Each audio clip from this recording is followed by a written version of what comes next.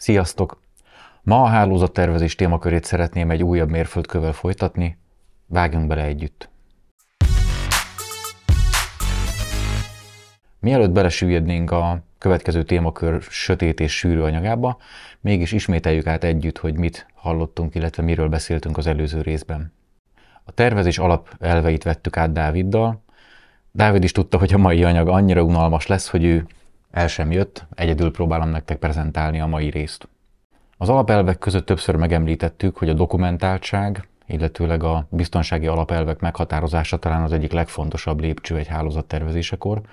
Ebben szeretnék ma nektek támpontot, segítséget adni majd. Gyakran merül fel az a kritika, hogy tervezés nélkül ugye nem építünk hálózatot, hiszen ha anélkül építjük, akkor egy organikusan fejlett, kezelhetetlen spagetti halmaz alakul ki a végén.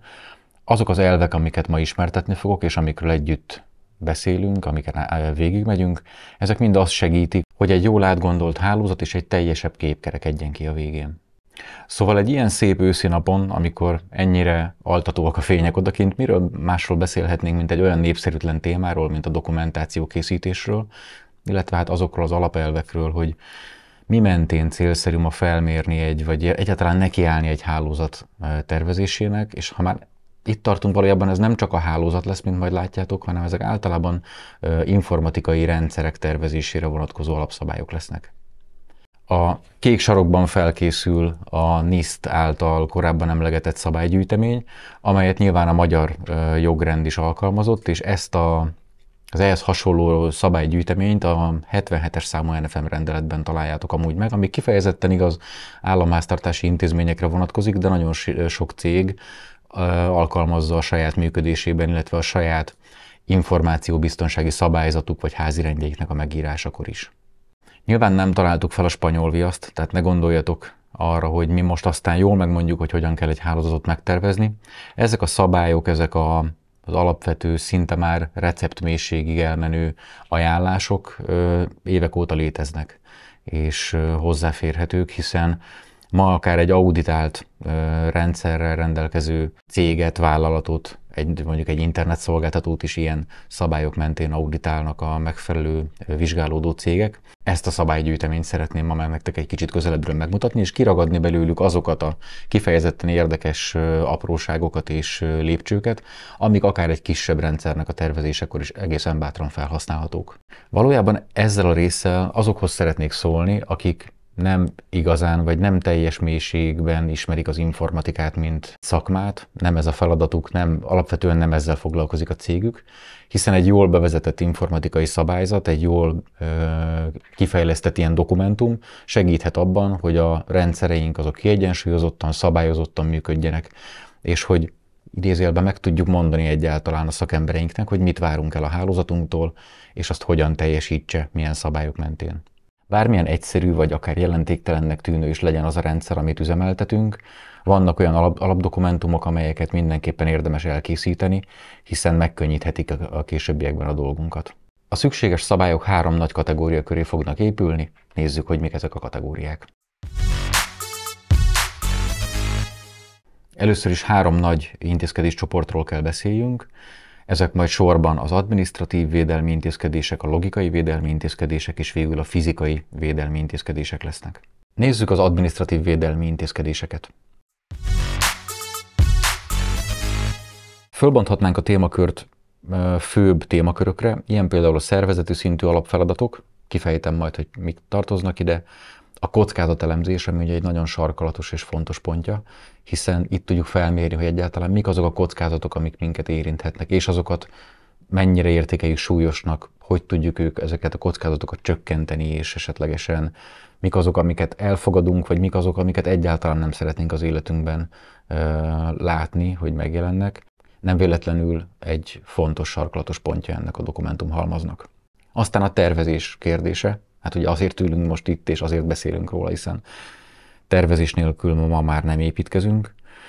Rendszer és szolgáltatások beszerzése, a biztonsági elemzés, emberi tényezőket figyelembe vevő intézkedések, és ide tartozik még a tudatosság és a képzés kategória is. Ezt akár egyetlen gondolattal le is zárhatjuk, ugye ez az a témakör, amit olyan sokan elfelejtünk a mai világban a kollégáink számára biztosítani és átadni. Ugye ahhoz, hogy az informatikai rendszereinket megfelelően tudják a munkavállalók alkalmazni és használni, ahhoz ismerniük kell azt, és ismerniük kell azokat az elvárásokat, amiket mi velük szemben támasztunk. Kanyarodjunk vissza az alapfeladatok témakörébe. Ugye adminisztratív védelmi intézkedések, szervezeti szintű alapfeladatok témakörében milyen feladataink és milyen kötelezettségeink vannak. Hát először is érdemes valamiféle biztonságpolitikát megfogalmaznunk a céggel kapcsolatban. A biztonságpolitikához fog majd egy stratégia tartozni, ezt a stratégiát szeretnénk majd a szabályainkkal betartatni, és annak mentén irányítani a cégünket, és ezeknek a támpontoknak a segítségével fogunk létrehozni egy dokumentumot majd, amit úgy hívunk, hogy az Informatikai Biztonsági Szabályzat, röviden az IBS.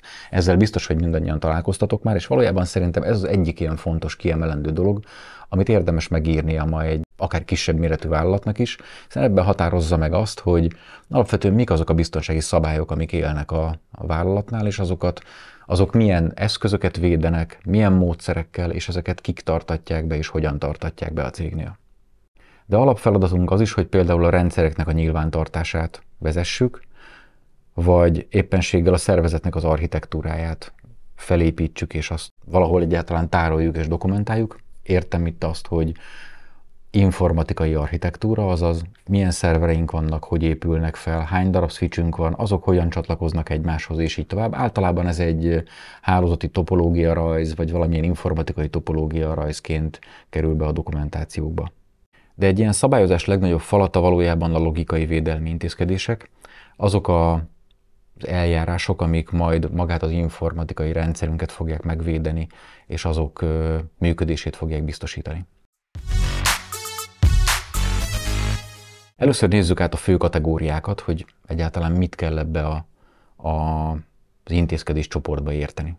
Az első a konfigurációkezelés, mert később részletezem, hogy mit tartalmaz. Aztán az üzletmenet folytonosság, a karbantartás, adathordozók védelme, azonosítás és hitelesítés, a hozzáférés ellenőrzés, nagyon fontos, rendszer és információs értetlenség, naplózás és elszámoltathatóság, ugye már az elmúlt részben is kitértünk erre egy picit, rendszer és kommunikáció védelme, valamint reagálás a biztonsági eseményekre.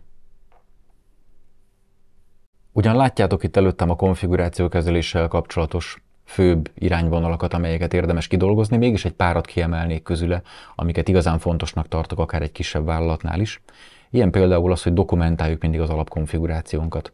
Értem itt azt, hogy nem csak a routerünk, a switchünk, a tűzfalunknak a konfigurációja fontos, de fontos egy alkalmazás szervernek, egy levelező szervernek, vagy éppenséggel akár egy NAS-nak a konfigurációja is, hiszen ha esetleg az elveszik, tönkre megy, vagy valamilyen katasztrófa éri, ezt nyilván reprodukálnunk kell tudni. Ugyanezért fontos a rendszerelemleltár is, tudnunk kell, hogy a működő rendszerünk, ami az üzletfő folyamatainkat biztosítja, az milyen komponensekből épül fel. Pontosan milyen eszközöket vásároltunk oda, milyen képességekkel. Nyilván akkor a legegyszerűbb ezt reprodukálni, hogyha tudjuk a kifejezett pontos modelleket, típusokat, hiszen az egy nyilvántartásnak, egy listának a része. Amit még fontosnak tartok, például a szoftver használati korlátozás. Hát az, hogy a nálunk dolgozók ne tudjanak feleslegesen olyan szoftverekhez hozzáférni, amikhez a munkájukra amúgy nincsen szükség, ezzel így nem tudnak nekünk kárt okozni, és esetleg nem hoznak olyan kockázatot a rendszerbe, amivel korábban a kockázatelemzésnél nem számoltunk.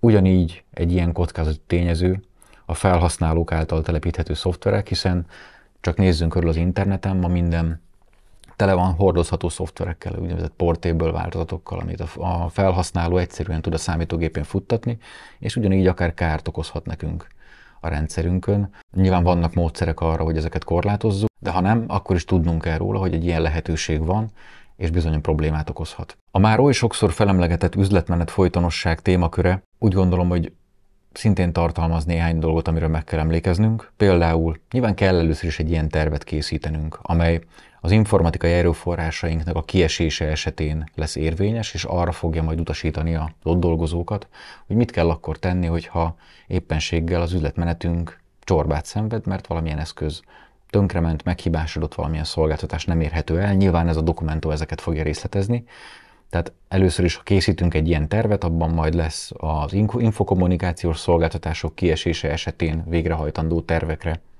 Ja, nincs internetünk, nincs telefonvonalunk, milyen pótmegoldásokat vonhatunk be a működésünkbe, de ugyanez érvényes az információs rendszerünknek a meghibásodására, hiszen azt adott esetben helyre kell tudni állítani, illetve akár újra kell tudni indítani, hogyha valamilyen meghibásodás, valamilyen átmeneti zavar keletkezett benne. Tehát maga az üzletmenet folytonosság az nyilván azt hivatott biztosítani, hogy ha valami gebasz történik a cégnél, akkor legyen egy terv, amit végrehajtva visszakaphatjuk a normális működésünket. És meg is érkeztünk a karbantartáshoz, hiszen nagyon sok hiba karbantartással elkerülhető. Ezért fontos, hogy a rendszeres karbantartás az része is komponens legyen a dokumentumunknak, hogy hol, mikor, milyen feladatokat kell elvégezni. Ez nyilván az üzemeltetett informatikai rendszer sajátosságaiból is néha adódik, ezért érdemes annak tekintetében ilyen dokumentumot összeállítani. Nyilván lehet karbantartásokat helyben végezni, lehet távolról. Különböző kockázatai és különböző módszerei vannak a különféle karbantartási megoldásoknak. Nyilván ezt figyelembe kell venni, amikor egy ilyen dokumentumot majd összeállítunk.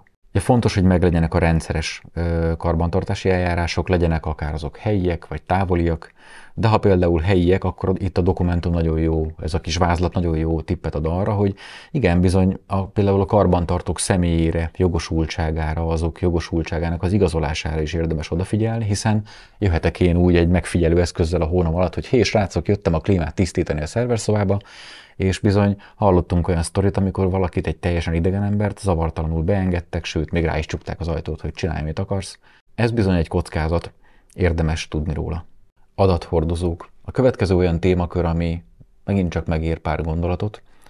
Ugye a vállalatnál szeretünk akár mobil vagy beépített adathordozókat használni, hogy azokon milyen adatokat tárolunk, azokat kik, hova vihetik, milyen módon kerülnek esetleg leselejtezésre és törlésre. Ezekről is érdemes elgondolkozni, amikor ilyen szabályzatot állítunk össze. Nyilván a rendelet tartalmaz ehhez kiváló pontokat, ötleteket, illetve hát kifejezetten meghatározott tennivalókat, amit ilyenkor a vállalatnak érdemes követni. A legérdekesebb példa erre talán az, amikor a vállalat egyik szerveréből kikerülő Winchester az valamilyen módon elkallódik a szervizelést végző cég, vagy éppenséggel valamelyik dolgozónak keze között, és így akár személyes adatok, vagy akár üzleti titkok juthatnak ki a vállalattól. Azonosítás és hitelesítés. Hogy is kell egy vállalaton belül az azonosítókat kezelni? Azonosítókra gondolok akkor, amikor mondjuk felhasználó nevekről, vagy valamilyen személyek, vagy akár eszközöknek az azonosításáért felelő valamilyen digitális lenyomatról beszélünk. Azonosítókkal kapcsolatos egy fontos elvárásunk az lehet, hogy egyértelműen kapcsolódjon az adott felhasználóhoz vagy eszközhöz, amire ezt ráragasztottuk. Lehetőség szerint az újrafelhasználást valamilyen módon meg tudjuk akadályozni, és akár inaktivitás esetén tudjuk tiltani ezt az azonosítót. Most nyilván ez csak egy pár kiragadott példa arra vonatkozóan, amit a jogszabály, illetve maga ez az ajánlás tartalmaz. Mégis fontos, és talán az egyik legérdekesebb, amivel mindannyian találkoztok, a külső felhasználók, a szervezeten kívüli felhasználóknak az azonosítása és hitelesítése. Például valaki jön a cégemhez, és szeretne mondjuk egy Wi-Fi jelszót kérni. Vajon odaadom neki azt a Wi-Fi jelszót, amivel mondjuk mindenki más is csatlakozik az adott hálózathoz? Elegendő az, hogy van egy darab jelszavam, és azzal a teljes dolgozói állományom csatlakozik a Wi-Fi hálózatomhoz?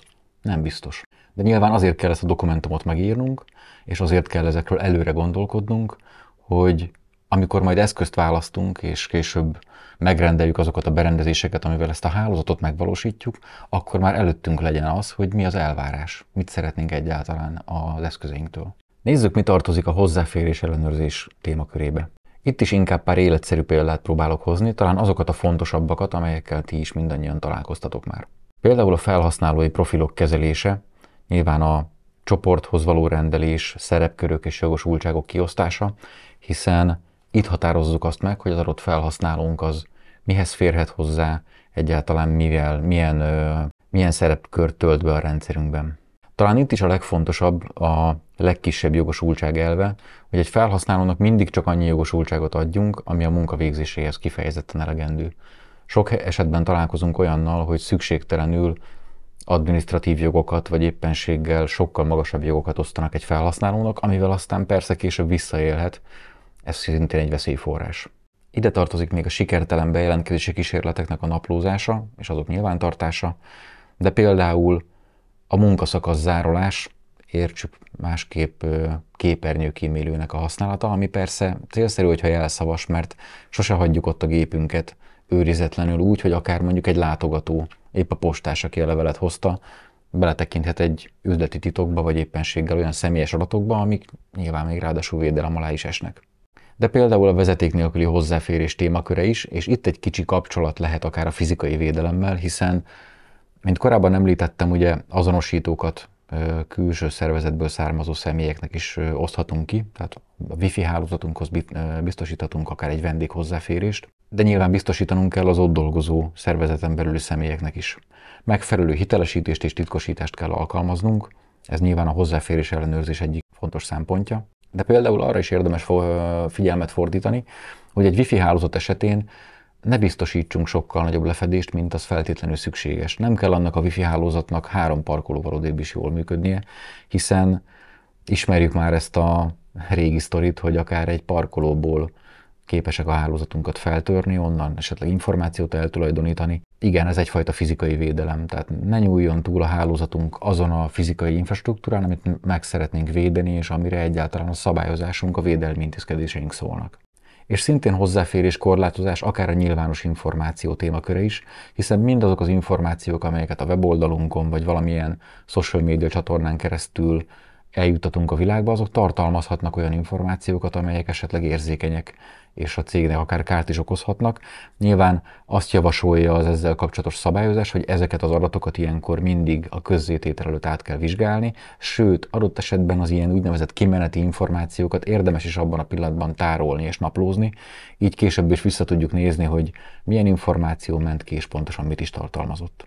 A rendszer és információs sértetlenség talán már mindenkinek egy kicsit a fülén folyik ki, hiszen az utóbbi időben ugye ez az egyik legnagyobb front, amin a legkeményebb háború folyik az informatika tekintetében. Ahhoz, hogy itt ügyesek tudjunk lenni, és elkerüljük a pofára esést, ahhoz bizonyos alapvető lépéseket meg kell tenni, mint például a hibajavítások telepítése. Ugye azok az operációs rendszer patchek, azok a routerekre, switchekre, más eszközökre érkező különböző frissítések, amiket a gyártók bizonyos biztonsági kockázat miatt adnak ki, de ugyanide tartozik például a kártékony kód elleni védelem, ami egy fontos védőbástyája a rendszerünknek, hiszen kártékony kód értsük alatta a vírusokat, a különböző kémprogramokat, jöjjenek azon bármilyen csatornán, akár egy sebezhetőségen keresztül, vagy akár egy e-mail mellékletben. De mindezek mellett nyilván fontos az is, hogy az elektronikus rendszerünk, az elektronikus információs rendszerünk az, hogy valamiféle felügyelet alá tartozzon, hogy folyamatosan monitorozzuk annak a viselkedését. A viselkedéséből esetleg meg tudjuk azt állapítani, hogy azt éppen valaki megpróbálta feltörni, vagy valamilyen vírus megfertőzte, vagy sem. Erre is megvannak a megfelelő eljárások. Ilyenkor jönnek képbe azok a másra hangzó torlódások, amiket már tőlünk is hallhattatok. Ilyen például az IPS és IDS rendszereknek a használata. El kell döntenünk, hogy ezt a kockázatot hogyan szeretnénk kezelni. Akarunk-e valamiféle behatolási jelzőrendszert, és esetleg arra valamilyen akciótervet is bevetni rögtön. Nyilván ezek az ilyen automatikusan létrejövő reakciók lesznek, amit mondjuk ugye az Intrusion Prevention System tud szolgáltatni. Klassz példák és rendszerek vannak már erre, érdemes megfontolni a használatukat. És akkor meg is érkeztünk oda, amit talán az előző részben is már felemlegettünk, naplózás és elszámoltathatóság. Ugye ahhoz, hogy a rendszerünket monitorozni tudjuk, mint korábban említettem, ugye az információs rendszernek a megfigyelése, felügyelete nélkül nem tudjuk elcsípni azokat az eseményeket, hogy mikor próbáltak esetleg minket feltörni, vagy bejutott-e éppenséggel egy kémprogram. Nyilván ez valamilyen módon összeköttetésben van a naplózással, de azért ez mégis egy kicsit több. Hiszen amikor a naplózással kapcsolatosan fektetünk majd le szabályokat a hálózatunkon, akkor meghatározzuk azt, hogy milyen eseményeket kívánunk egyáltalán naplózni. Nyilván a rendszer rendelkezik valamilyen lehetőséggel, megvannak azok a naplózható események, amikre ő képes, ezek közül érdemes kiválogatni azt, ami nekünk üzleti szempontból, biztonsági szempontból fontosak. De ha a naplózásról beszélünk, talán azonnal ki kell emelni az időbélyegek és az időbélyegekkel kapcsolatos problémákat. Ugye időszinkronizáció, ugyanis hogyha a számítógépünkben például az oly rettegett valós idő órának az eleme kimerül, akkor lesznek időbélyegeink és lesznek naplóbejegyzéseink, de ki tudja, hogy milyen valódi timestamppel, így nem fogjuk tudni megmondani, hogy az esemény ugyan valójában mikor történt, és nem tudjuk esetleg hozzákötni a beléptető rendszerünknek a naplófájaihoz, vagy éppenséggel a videós biztonsági rendszerünknek a felvételeihez. Tehát igenis nagyon fontos a naplózás, és a naplózásnak a hitelessége, illetve nyilván, hogy az milyen információkat tartalmaz, célszerű a dokumentumokba ezzel kapcsolatosan is néhány gondolatot beleírni. A rendszer és kommunikációvédelem témaköréből is kiemelnék egy párat, amit kifejezetten fontosnak tartok. Ilyen például a határvédelem, és akkor meg is érkeztünk már abba a világba, amiről valójában szeretnénk beszélni, hiszen a határok védelme a mi esetünkben klasszikusan valamilyen tűzfallal fog majd történni, amikor is hálózatokat majd elkülönítünk egymástól, szegmenseket, védett szegmenseket, vagyis éppenséggel publikus szegmenseket hozunk létre, amelyen természetesen utána rögtön átvitel bizalmasságát és sérthetetlenségét fogjuk garantálni, ezt nyilván megfelelő technológiákkal, protokollokkal. Az alapvető dokumentumvázban ehhez is megvannak a megfelelő szabályozási témakörök, meghatározhatjuk, hogy ezt milyen módon kívánjuk tenni, így elkerülhetjük a meglepetéseket. De ide tartozik még a nyilvános kulcsú infrastruktúrával kapcsolatos tanúsítványoknak a kezelése is. Sokatok hálózatában vannak egyszerű X509-es tanúsítványok, amelyek mondjuk egy HTTPS címhez, vagy éppenséggel mondjuk egy levelező szervernek a szolgáltatásaihoz kapcsolódnak. Nyilván ezeket is szeretnénk nyilvántartani, valamilyen módon követni az életútjukat, hiszen ezeket majd egyszer meg kell újítani, le kell cserélni, és így tovább. Én semmiképp sem hagynám ki. És az utolsó, ami egy kicsit kapcsolódik az adminisztratív védelmen belüli képzés témaköréhez, az maga a biztonsági eseményekre való reagálás. Hogyan detektálunk egy ilyen eseményt, mit kell tennünk akkor, ha egy ilyen esemény bekövetkezik, kinek jelentsünk, milyen módon avatkozzunk be, milyen akciótervet hajtsunk végre akkor, ha valami történik. Mi is ez? Miről szól valójában? Ezek az események, amikor valami gáz történik. Betörnek a számítógépemre, zsarolóvírus áldozata lettem, és így tovább. Ugye nincs a génjeinkbe kódolva az, hogy ilyenkor mit kell tenni. Ilyenkor jön jól egy olyan eljárásrend, egy olyan minden dolgozó által ismert mechanizmus, ami ilyenkor életbe lép. Jönnek azok, akik ebben nyilván tapasztaltak, és tudják, hogy ilyenkor ilyen esetben mit kell tenni. Ehhez elengedhetetlen a képzés, ezért is gondoltam, hogy ez igenis kapcsolódik a másik témakörhöz, hiszen amikor majd a kollégáinkat képezzük, és átadjuk nekik azt a tudást, ami a hálózat használatához, a különböző szabályainknak a betartásához szükséges, akkor például erre is megtaníthatjuk őket, hogy mit kell egy ilyen helyzetben tenni, és kinek kell jelenteni, hogyha valamilyen furcsa eseményt tapasztalunk az informatikai rendszerünkkel kapcsolatban. Nézzük meg, hogy mit tartalmaz a fizikai csoport. Ide soroljuk majd azokat a dokumentumokat, azokat a szabályokat, amelyeket az érdekében hozunk, hogy azt az objektumot, azt a fizikai közeget milyen módon próbáljuk megvédeni valamilyen nem várt eseménytől, vagy egyáltalán mit várunk el tőle, amikor a rendszerünket felépítjük, és ahhoz majd később nyilván hozzáférést fogunk biztosítani a felhasználóknak, és így tovább. A fizikai védelmi intézkedések a fizikai környezet védelmével és annak különböző szabályozásával kapcsolatos dolgokat fogják majd tartalmazni. Van egy remek listám erről, ez többé-kevésbé teljes, hiszen maga a rendelet, illetve a NIST vonatkozó szabályi előírják, hogy milyen kategóriákba kell besorolnunk bizonyos szabályozásokat, mikre kell gondolnunk, és így tovább. Ragadjuk ki ezekből azokat, amik nekünk igazán fontosak. Ugye először is, amikor megalkotunk egy ilyen dokumentumot, akkor mindig úgy indulunk neki, hogy először is egy eljárásrendet hozunk létre. Az eljárásrend tartalmazza magukat a szabályokat, és az a szabályokat hogyan tartatjuk be, milyen gyakran bíráljuk felül, milyen gyakran ellenőrizzük őket, és így tovább. Ezt majd látjátok, a többinél is így lesz. Ilyen lesz például a belépési engedélyek, illetve a belépés ellenőrzésével kapcsolatos kategória is, ahol gondoljunk arra, hogy kinek van például hozzáférése és bejárási lehetősége egyáltalán az épületünkbe, vagy az épületünkön belül esetleg a kifejezetten jobban védendő területekre, mint mondjuk a szerverszoba, vagy ahol a kommunikációs egységeink vannak, és így tovább. A szabályozás amúgy maga nem áll meg itt, tehát ebbe a kategóriába sorolható például az ilyen kimeneti eszközökhöz való hozzáférés, a fizikai hozzáférések felügyelete, de akár a látogatóknak az ellenőrzése is, hiszen nyilván azt sem szeretnénk, hogy nem a szervezetünkhöz tartozó emberek csak úgy szabadon kószáljanak az épületünkbe, és esetleg ott csatlakozókat dugdossanak a falakba, vagy kábeleket húzogassanak szét. Hát nyilván a szabályozásunk, és majd esetleg ez a dokumentum ezeknek a lépcsőit és a mozzanatait is meg fogja fogalmazni és szabályozza, mint ahogy ebbe a kategóriába tartozik például az áramellátó berendezéseknek és azok kábelezéséhez való hozzáférés, a vészkikapcsolás terve, a tartalékáram ellátás, vagy akár a vészvilágítással kapcsolatos szabályozás, tűzvédelem, ami szintén egy nagyon fontos kategória. De ide tartozik még a hőmérséklet és páratartalom kérdése. Ugye hányunknak fort már meg a szerverszobában a kis szervere, vagy egysége, vagy éppenséggel egy regszekrényben ott hagyott berendezése, vagy például a víz és más csővezetékeken szállított anyagok okozta kár, például egy csőtörés a szerverszoba fölötti nyomócsőben, ami miatt akár elázhat és tönkre mehetnek az adataink. Tehát valójában az üzenete ennek a dokumentumnak és a listának az, hogy igen, nagyon sokféle szemszögből meg kell vizsgálnunk azt, hogy a fizikai védelem az nem feltétlenül csak az, hogy az irodánkat egyszerűen kulcsra zárjuk és beriasztunk. Majd békességgel magunk után hagyjuk, hiszen lehetnek olyan kockázatok, amikre valójában elsősorban nem biztos, hogy gondoltunk. Végre is értünk a témaköröknek. Igen, nagyon sok. És igen, erre komplett cégek léteznek, akik azzal foglalkoznak, hogy ilyen szabályrendszereket, ilyen dokumentumokat készítsenek el akár közép- vagy nagyvállalatoknak a mintájára. De azt gondolom, hogy ha csak azokra a részekre koncentráltok, amit kifejezetten kiragadtunk egy-egy témakörből, már akár önállóan is képesek lesztek egy olyan szabálygyűjteményt megírni, amivel nagyon klasszul és szabályozottan irányíthatjátok a hálózatoknak a működését, definiálni tudjátok azt, hogy milyen elvárásaitok vannak a rendszerrel kapcsolatosan, a felhasználókkal, és adott esetben, ha bekövetkezik valamilyen esemény arra, hogyan és milyen módon szeretnétek reagálni.